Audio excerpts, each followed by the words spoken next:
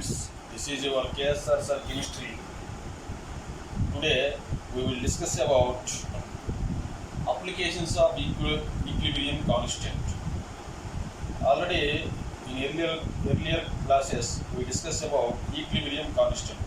Okay. So today we will discuss about applications of equilibrium constant. See here, the equilibrium constant helps to predict the extent of reaction. That's why that depends on larger values of equilibrium constant and lesser values of equilibrium constant.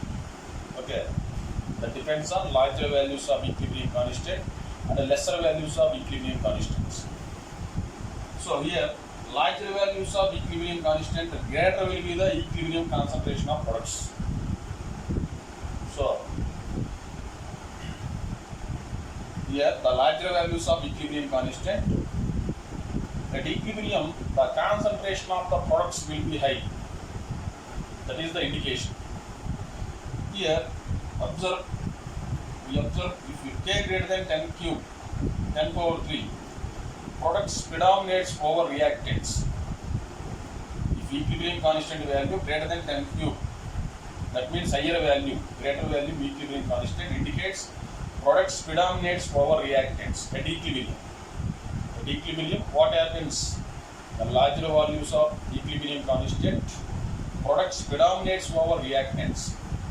That's why reaction proceeds to nearly completion. That's why reaction proceeds to nearly completion. Here see examples: 2H2 gas plus O2 gas gives rise to 2H2O liquid at 500 kelvins. That Kc has 2.4 into 10 power 47. That means Kc greater than 10 power 3. That's why this reaction proceeds to nearly completion. That is because the larger values of equilibrium constant indicates products predominates over the reactants at equilibrium constants. Okay, understand? Next, if you observe K values less than 10 power minus 3, if equilibrium constant values less than 10 power minus 3, reactants predominates over the products at equilibrium. Okay, hence the reaction hardly proceeds. That reaction takes lot of time, hardly proceeds. Okay, these are the differences. Clearly observed. If equilibrium constant, larger values of equilibrium constant, products predominate over reactants at equilibrium. Reaction proceeds nearly to completion. If smaller values of equilibrium constant, reactants predominate over products, hence the reaction proceeds hardly. Next, if equilibrium constant is in the range of 10 power minus 3 and 10 power 3, between the range of 10 power minus 3 and 10 power 3, what happens? Both the reactants and products present at equilibrium. Both the reactants and products present at the equilibrium. So that's why the magnitude of equilibrium constant helps to predict the extent of reaction. Okay, that is the application 1.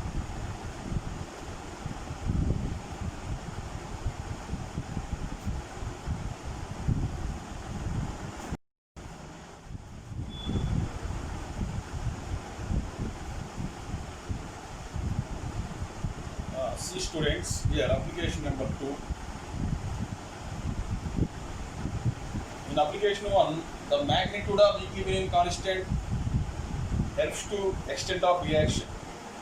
In application 2, the magnitude of equilibrium constant helps in predicting the direction of the reaction. Predicting the direction. That means we know that reversible reaction, forward direction is there and backward direction is there. So here the magnitude of equilibrium constant helps in predicting the direction of the reaction. That depends on the reaction quotient. Okay, that depends on the reaction quotient. What is the reaction quotient? It is the ratio of concentrations of products to the reactants at any instant of time. At any instant of time. Equilibrium constant means at a given time. Here, reaction quotient means the ratio of concentrations of the products to the concentrations of the reactants at any instant of time is called reaction coefficient. Okay, at equilibrium, reaction coefficient must be equal to equilibrium constant. Understand? At equilibrium, once the reaction attain equilibrium, the reaction coefficient must be equal to equilibrium constant and no net reaction occurs. And the second one, if you see, if you observe, if Q less than K, Q means reaction coefficient values less than equilibrium constant, what happens? The forward reaction proceeds predominantly at equilibrium before attaining equilibrium. The reaction coefficient values less than equilibrium constant, what happens? The forward reaction proceeds predominantly before attaining equilibrium. Okay, that means forward reaction favors. The same way, for reaction coefficient values greater than equilibrium constant, what happens? The backward reaction will proceeds predominantly. That means the reverse reaction will be proceeds predominantly before attaining the equilibrium. What happens at equilibrium? At equilibrium, reaction coefficient must be equal to equilibrium constant. This is the application 2. Okay.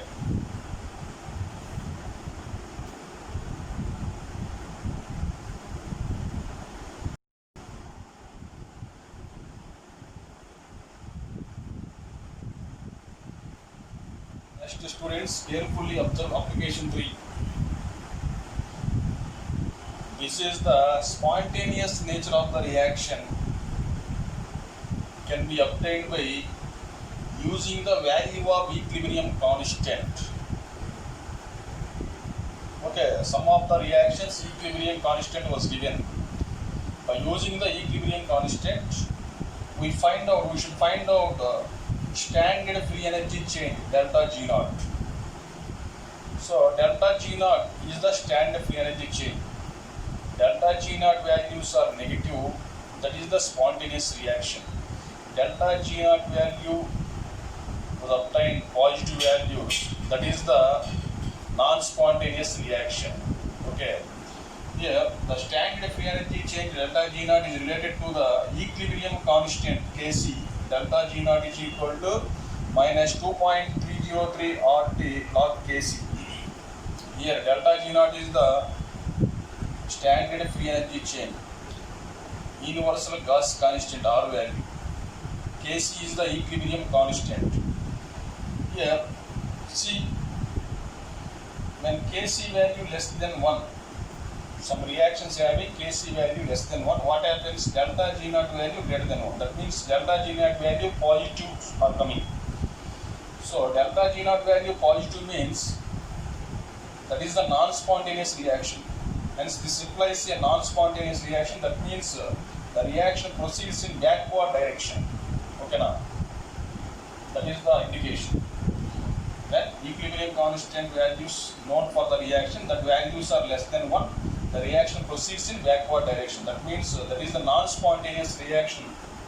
That is the non-spontaneous nature of the reaction. In the same way, when Kc values are greater than 1, what happens? Delta G naught values less than 1. That means negative values. Delta G naught value, that means standard free energy change is negative. That is the spontaneous reaction. Hence this implies a spontaneous reaction. The reaction proceeds in forward direction. Okay. That is by using equilibrium constant values, the spontaneous nature of the reaction also be obtained. That depends on the standard free energy change. So the relation between standard free energy change and equilibrium constant is delta G naught is equal to minus 2.303 into RT log Kc. Okay, these are the applications of equilibrium constant, main applications.